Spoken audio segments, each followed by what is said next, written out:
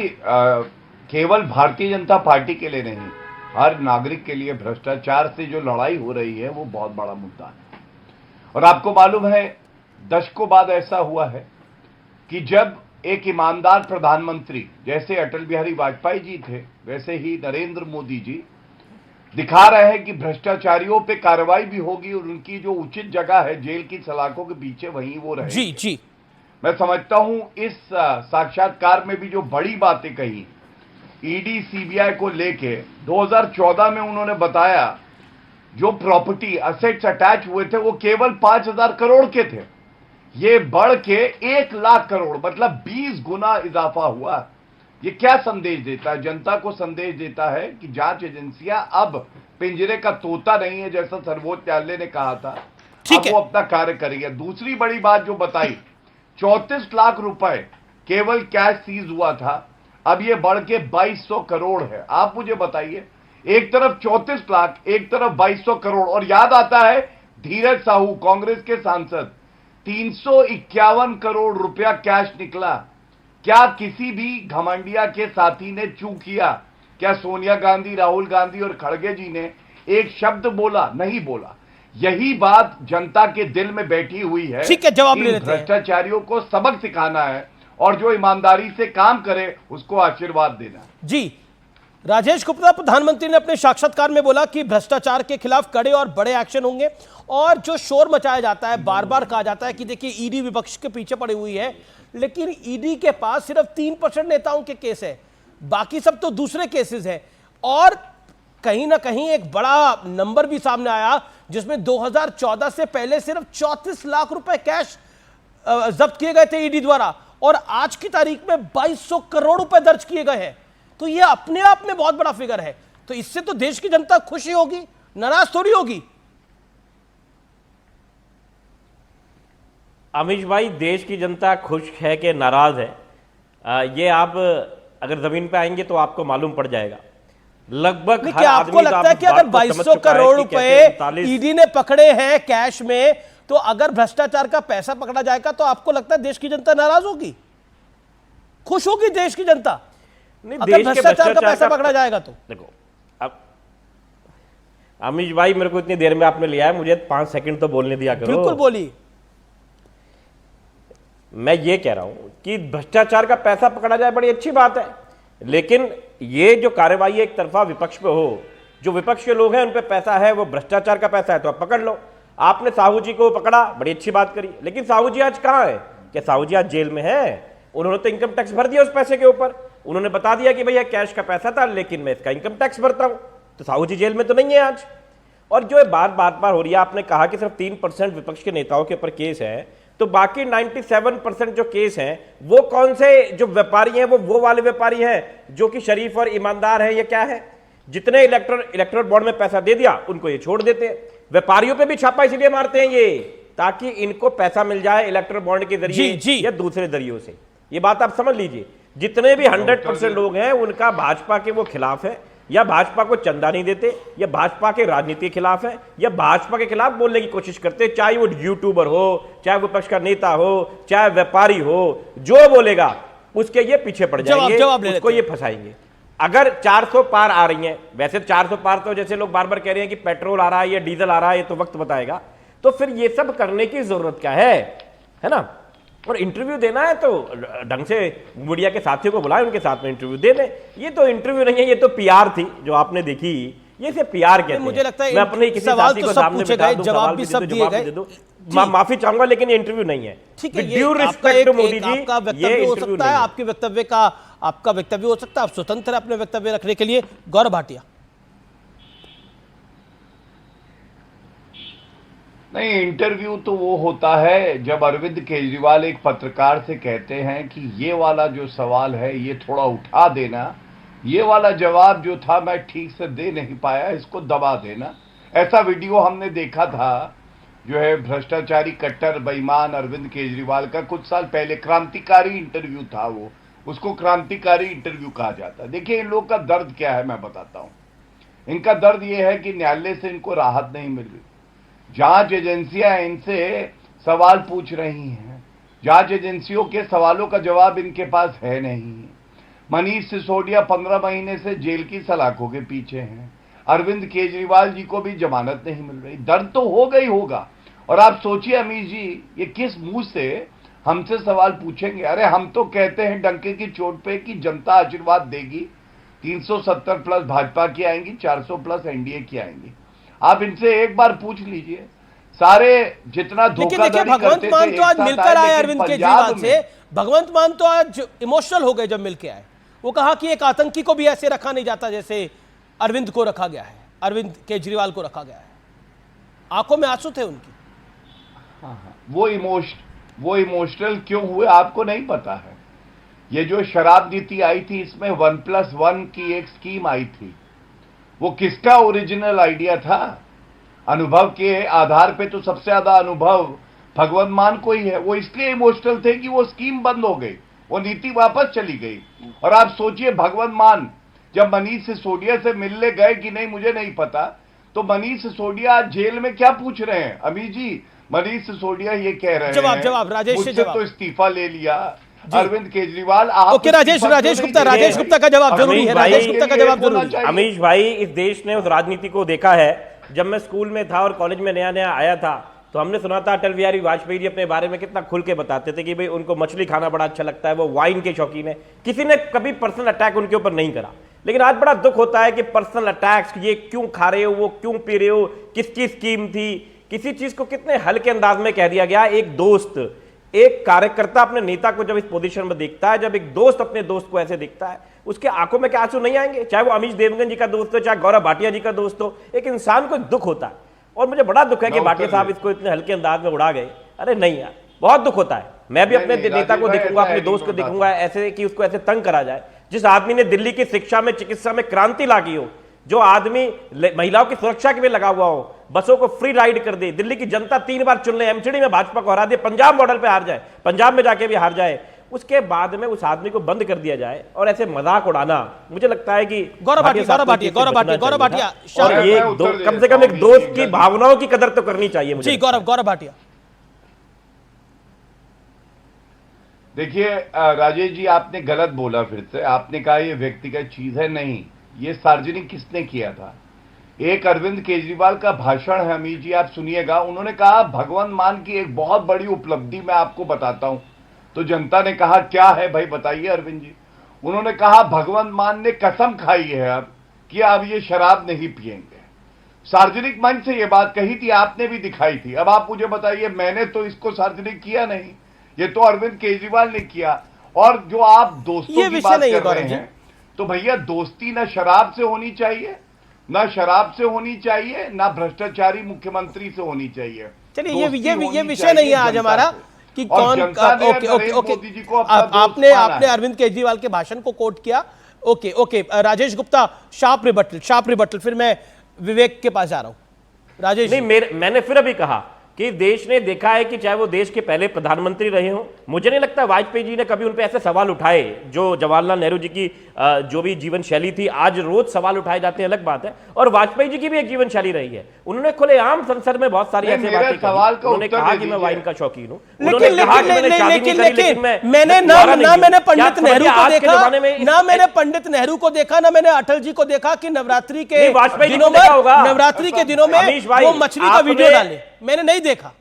और देखिए राजनीति भी बदली है, तब सोशल मीडिया नहीं था। अमीश भाई, मेरा ये कहना, वाजपेयी जी को तो आपने देखा और सुना है। जी अमीश भाई, वाजपेयी जी को आपने देखा सुना है। उन्होंने कहा कि मैंने शादी नहीं करी लेकिन मैं कुंवारा नहीं हूं। आप समझते हैं कि ऐसी स्टेटमेंट आज की डेट में कोई नेता दे दे तो क्या करेंगे भाजपा वाले? अरे किसी के व्यक्तिगत जीवन में क्यों घसते हो? मुझे लगता है वाजपेयी इस दुनिया में नहीं है। सतीश जी ने भी अटल बिहारी वाजपेयी को कवर किया है और मुझे नहीं लगता कि, और जब मैंने 2001 में अपने करियर की शुरुआत करी तो अटल बिहारी वाजपेयी प्रधानमंत्री थे। ओके सतीश जी, क्योंकि अटल जी की बात हुई। ओके, एक सेकंड कह रहा हूं कि बीजेपी अटल जी की जहां तक बात है, वो बहुत बड़े उदारवादी कवि हृदय के बहुत बड़े नेता थे। और उनमें एक कवि वाला जो हृदय था, वो क्या था कि वो सच उनसे बुलवा देता था। जो चीज नहीं भी बोलना चाहें वो रख नहीं पाते थे, वो निकाल देते थे। बड़े ही मतलब वो एकदम समझिए कि एक साहित्यकार के रूप में, एक कवि के रूप में ऐसा हम देखते जी, क्यों? लेकिन मंदिर के ऊपर प्रधानमंत्री मोदी ने जो बोला है, राम मंदिर का बिल्कुल, इस पर का मैं- राजनीतिकरण किसने किया? हमारी पार्टी के जन्म से पहले यह मामला निपटाया जा सकता था, लेकिन निपटाया नहीं गया। मुझे लगता है वो बहुत डायरेक्ट था। देखिए, बहुत ज्यादा मुझे लगता है कि आज के इंटरव्यू जो उनका आया है एएनआई वालों का, तो उसमें राम मंदिर वाले पे बहुत फोकस था, जिसमें दो चीजें थी। देखिए, विपक्ष का क्या आरोप है? आरोप ये था कि ये प्रधानमंत्री नकली साधु बन गए, उन्होंने वहां प्राण प्रतिष्ठा कर दी। इसका एक्सप्लेनेशन प्रधानमंत्री ने दिया कि उन्होंने 11 दिन का फास्ट रखा, जमीन पे सोए, वो जमीन पे सोए वगैरह वगैरह, तो वो एक बात करने की कोशिश थी।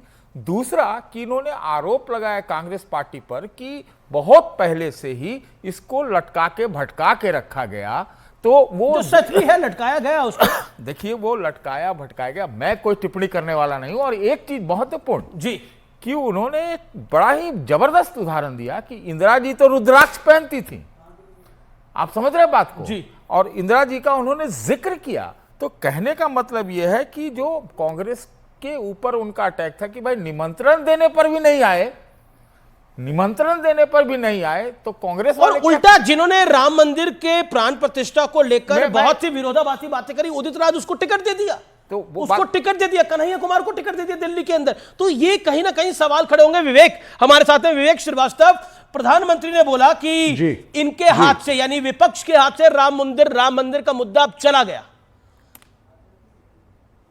जी, मुद्दा आपने देखिए, पकड़ा था उसको। प्राइम मिनिस्टर का इंटरव्यू था। जी, प्रधानमंत्री ने काउंटर में लगा दिया इनके जी, ऊपर, जी, जबकि जी, विपक्ष इनके ऊपर लगाता है। जी जी जी, विवेक जी, जो सतीश जी ने बात बोली उसका भी सतीश जी, जवाब।